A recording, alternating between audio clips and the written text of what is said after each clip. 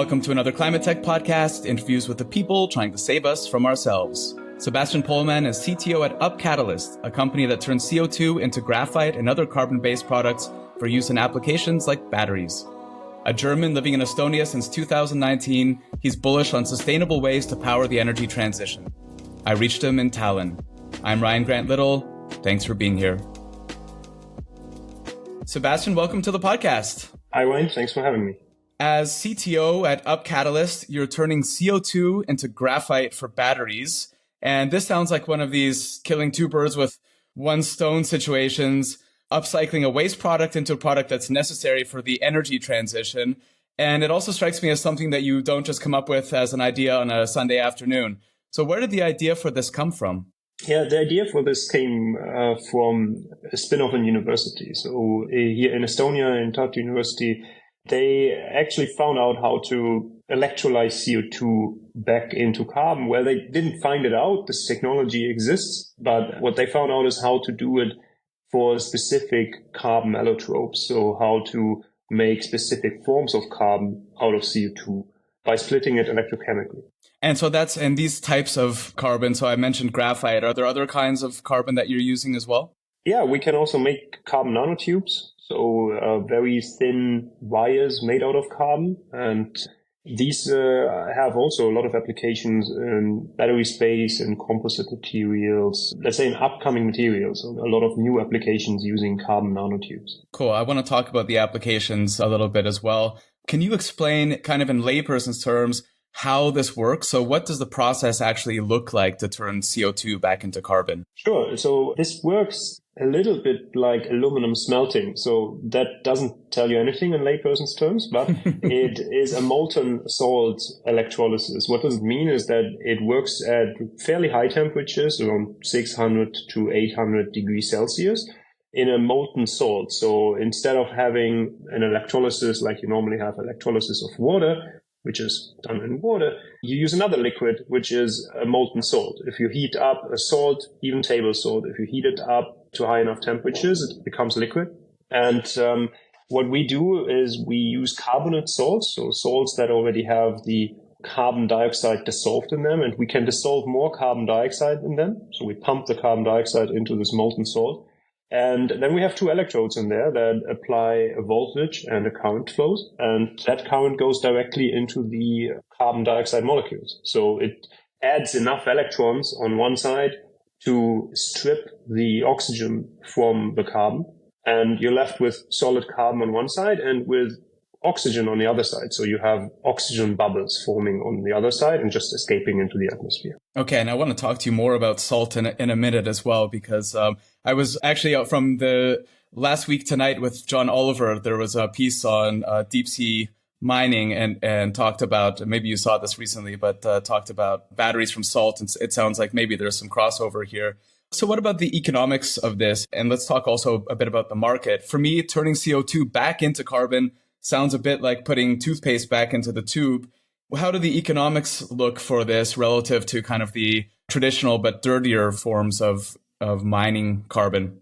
Surprisingly, they don't look too bad. So if you compare it to mining carbon, to mining especially graphite, because graphite can be mined, then mining graphite is normally a little bit cheaper, but mining graphite doesn't give you the graphite that you need for lithium-ion batteries. So you need to still treat the mined graphite, and then you have a lot of other energy expenses.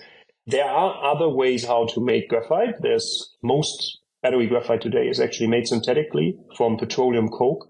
And this is very energy intensive. So petroleum coke they are taken and heated up using fossil fuel energy again to around 2,900 degrees Celsius. So very high temperatures. And at these temperatures, if you exclude oxygen, every carbon turns at some point into graphite. That is how they synthetically make graphite in a nutshell. For nanotubes, the process is also quite high temperature and also fossil fuel based. So you use natural gas and use a process called chemical vapor deposition at around 1,200 degrees Celsius. So again, very high temperatures, much higher than the temperatures that we use. So while it is actually our process, taking toothpaste and putting it back into the tube, the other processes use much, much higher temperatures. So our main energy expense is the electricity that we use to split up the carbon dioxide molecule. The other guy's main energy expense is heating up the process. So cost-wise and energy-wise, we are actually energy-wise better off. And cost-wise also, especially on the carbon nanotube part, much better off when making carbon nanotubes our way. Okay, so getting toothpaste out of the tube at 2,900 degrees is actually quite expensive as well. Exactly, yeah. And what about the market size? So can you just paint the picture of what's the demand for graphite, for nanotubes globally right now? And how do you see alternatives like this playing a role in cutting into that as a supplier? Yeah. The market size we can split it into two things, into nanotubes and graphite. So for graphite, the main market today is the battery market. You use graphite actually today in a lot of other things. A pencil uses graphite, but the graphite that you can use in a pencil is very low quality graphite. You don't need really high purity or anything. For batteries, you need extremely high purity graphite, and graphite is these layers of carbon atoms, right? And the lithium ions in a lithium-ion battery, they move in between these layers. That's what happens when you charge a lithium-ion battery, just for context. The average lithium-ion battery uses about 1 kilogram of graphite per kilowatt hour of stored energy. That means every electric vehicle has around 60 to 70 kilograms of graphite in it. And that means that if you make synthetic graphite with the current method, for the graphite alone, you have around 1.2, 1.3 tons of CO2 emitted just for making the graphite. Which is still, it's not too bad, but it's still quite bad, especially given the amount of electric vehicles that we want to make, and cutting down on these emissions is quite important. So that market alone is huge, of course, because of the amount of batteries that will be made in the future. If you take the projections of the battery industry, then we look at 4 to 5 terawatt hours in 2030 of batteries being made. So 1 terawatt hour is 1 million megawatt hours. Well, 1 megawatt hour takes around 1 ton of graphite. So we are talking about millions of tons of graphite that needs to be made, especially in the coming years. So that's the one part. The other part is the nanotubes. So nanotubes are also used on batteries. Average electric car uses about 500 grams to 1 kilogram of nanotubes. And nanotubes are much more carbon intensive, so they emit a lot more carbon emissions per kilogram of nanotubes. And here it's not only the battery market. It is actually here, half of the market is the battery market. The other half is other things like composite materials, even the concrete market, and anything that can be structurally improved on a molecular level. And concrete, for example, there are a lot of studies showing that if you add nanotubes, you can improve concrete strength by 20, 30%. And these kind of applications, again, also save emissions because you can use less concrete to build the same building, just as an example. So here, the market size is, in total, if you take the serviceable addressable market for nanotubes alone, for both the battery market and the other markets, it's in 2030 estimated to be around $50 billion US. So there's a lot of different applications which can utilize these products. And how are you taking the CO2? How does that supply look? Are you attaching to the exhaust of a cogen, or what does that look like exactly? That's a very good question. We even sometimes get the question, is there even enough CO2 to do it? Sadly, there's much, much more than we actually need. That doesn't surprise me. Yes. We cannot hook up, sadly, directly to the exhaust of a generator or to the exhaust of a concrete plant or something like this. We need relatively pure CO2, about 98, 99% purity. But these purities are today available if you have CO2 washing process after your standard exhaust. So the concrete industry is already doing that. Not every concrete plant, but a lot of concrete plants are already building these CO2 washing units in order to prepare for CO2 utilization, because they have some of the hardest to abate emissions globally. So concrete is kind of this, you have 8% of global carbon emissions. And at the same time, they're extremely hard to abate because you cannot replace the emissions with something else. You cannot avoid them by going to solar or going to wind energy. That's not possible. So generally, how we see it is we would build our larger factories next to these large-scale emitters, whether that's concrete or cement factories in this case, or waste incineration plants. So waste incineration is in Europe at least one of the larger ways how to get rid of your waste. And they emit a lot of CO2, and they have very high pressure by regulation to abate these CO2 emissions as well. Today, at the smaller scale that we operate today, so pilot scale, we actually use already CO2 from biogas. So biogas that you get from a biogas plant is around 40% CO2. That CO2 has no energy value, and it normally is split from the methane. And that CO2 can then be, of course, just emitted, but a lot of biogas installations don't want to emit it, of course. They want to store it or utilize it, and that's where we come in. Interesting. So basically looking at co-locations with large emitters, and would you be working with them in partnership, or would you set up projects as like joint ventures with them? Is that kind of the idea? Yeah, the idea is that the very first large-scale installations we will build ourselves, and we will operate them ourselves, and we will basically take CO2 as a feedstock from somebody who is wanting to get rid of it. There will most probably be some kind of remuneration involved regarding CO2 certificates, something like that. That is something that we're currently figuring out with these partners. After that, we actually are considering to go rather for a licensing model. We have the technology. We can tell people how to set it up next to your emission plant. And then we rather focus on the product quality. We rather focus on the actual battery grade graphite, on the nanotubes, and how to create value from those.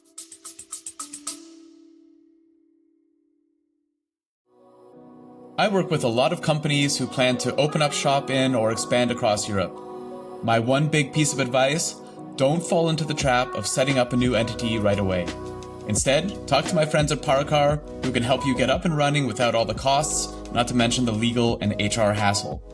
When I was hiring in different EU countries, I wanted my team to focus on their work, not on the country's bureaucracy.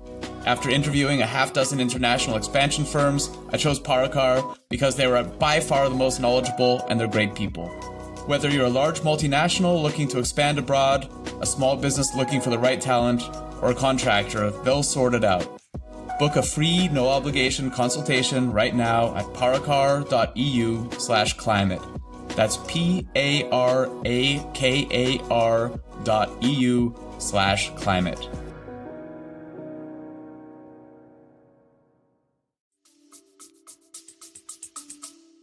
Interesting. We talked about batteries for EVs, for smartphones, that type of thing. Are there any other applications that you're targeting that work with this kind of carbon? For graphite, of course, it's batteries all over the place, whether that's batteries for EVs or smartphones or stationary storage. But for graphite, it's all batteries. Then for the nanotubes, it is half the market is batteries. The other half is, as I said, composite materials. It can be improvement of concrete strength. Can be paints and coatings, functional coatings especially, because nanotubes make everything a little bit more conductive. So if you want a black conductive coating or a coating that is very good at conducting thermally as well, then nanotubes make a lot of sense. The third thing that we haven't talked about yet, what we're also doing is we also have a product made from biomass. So it's also a CO2 negative product, which is a hard carbon. And that hard carbon is actually used in sodium-ion batteries. So sodium-ion batteries are kind of the next big thing that is coming up in the battery space. CATL, for example, has already launched one sodium-ion battery.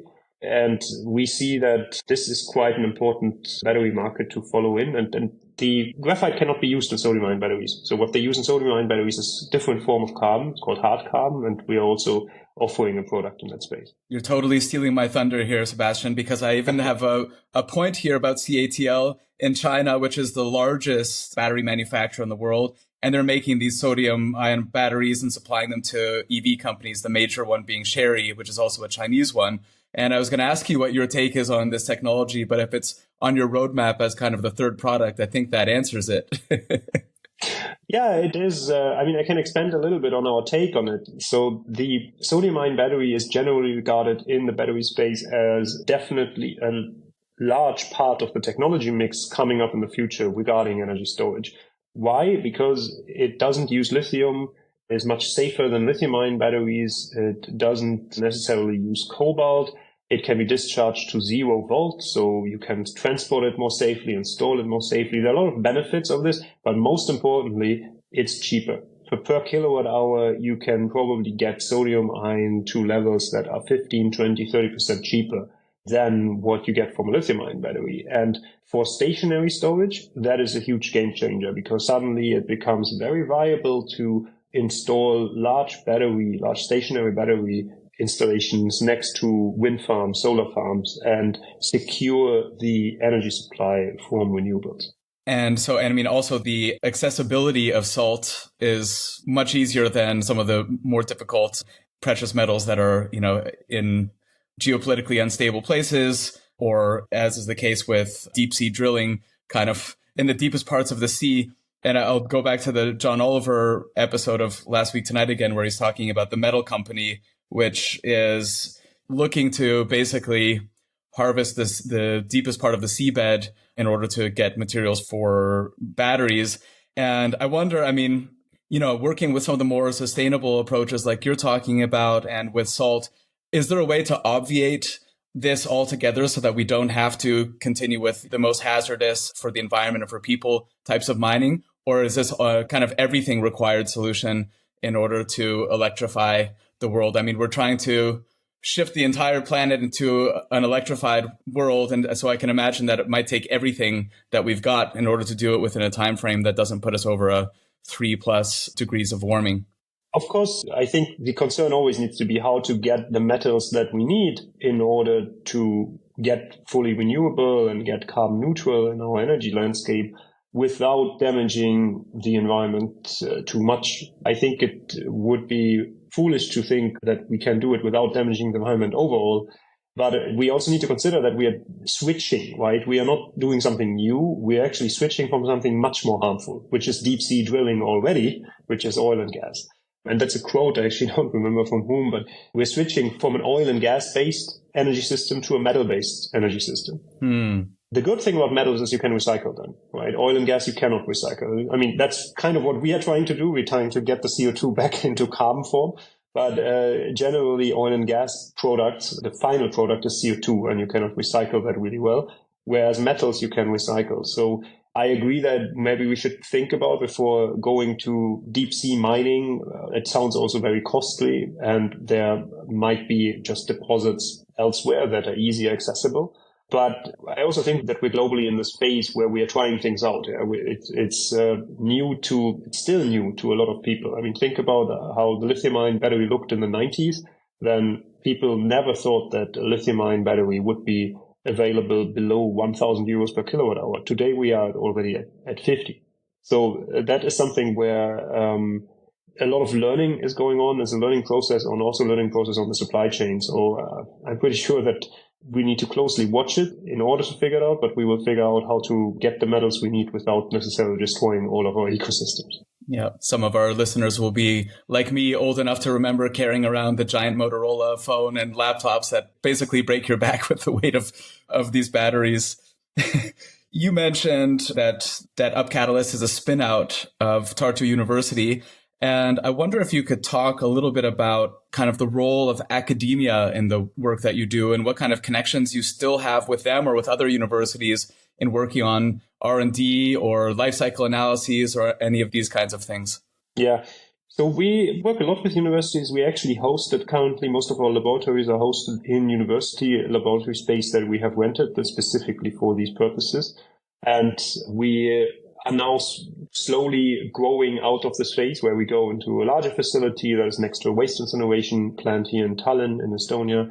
But generally, this connection between industry and academia is quite important in these early phases of the startup as well, because the earliest validation that you get of your process or get of your product is normally from academia. It's not from customers, because academia is willing to test for free and is willing to share the report then afterwards with everybody else.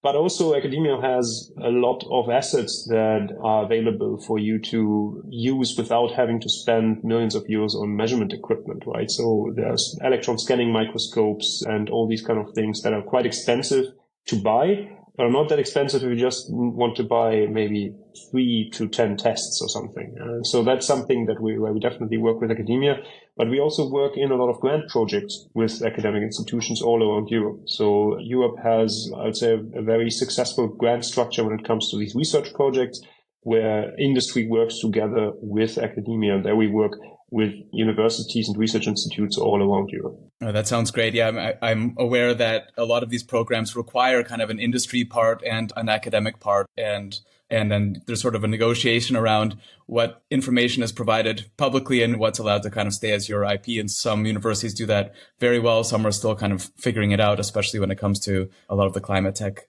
stuff where it's a public good, this information, there's a real public need to open source it. But at the same time, there's a need for you to be able to protect your IP.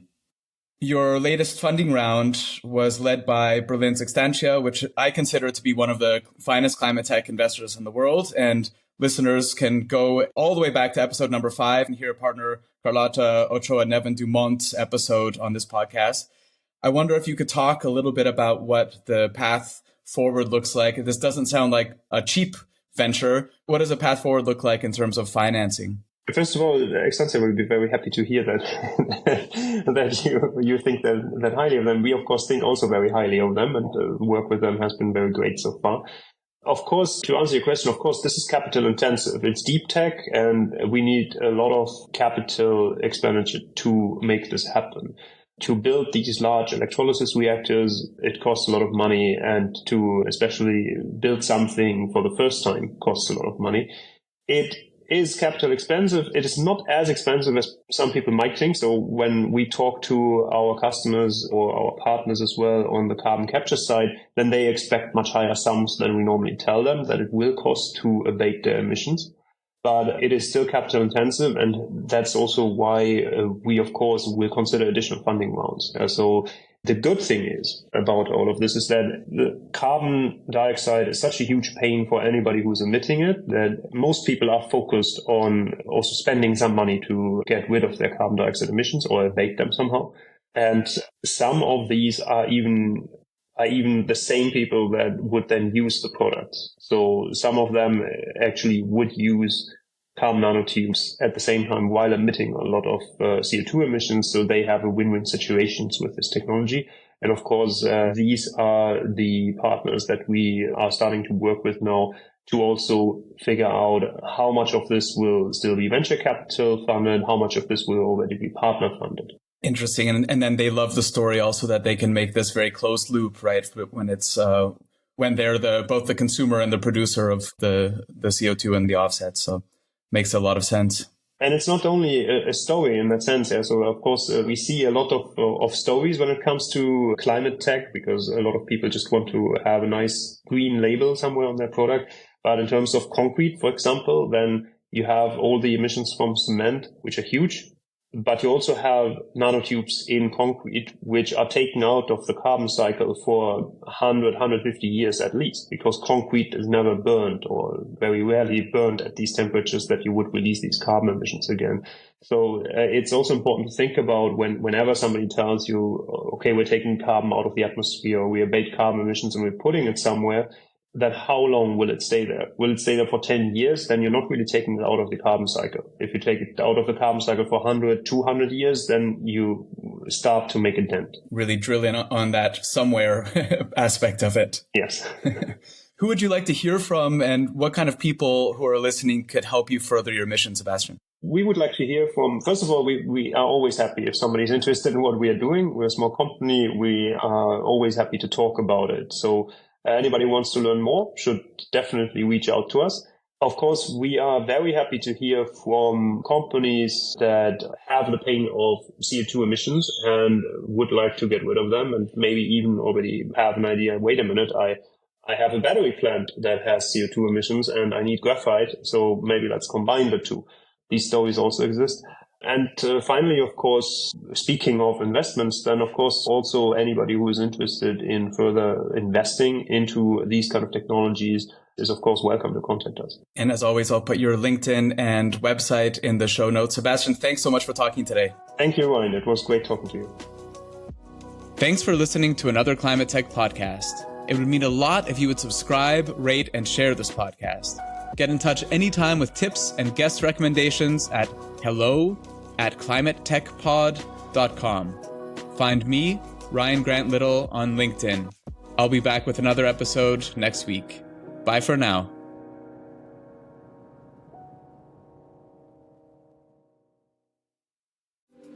This episode is supported by Grizzle, B2B content to create and capture demand. I first met Grizzle's founder, Tom Watley, 5 years ago at a conference in Dublin. I was so impressed that I signed a deal with him to do all my software company's content that same evening at the pub. Remember that, Tom? Kinda. And they're still doing it 2 years after we sold the company because the new owners love Grizzle as much as I do. If you sell B2B, book 30 minutes in Tom's calendar at grizzle.io/climate. That's GRIZZLE.io/climate.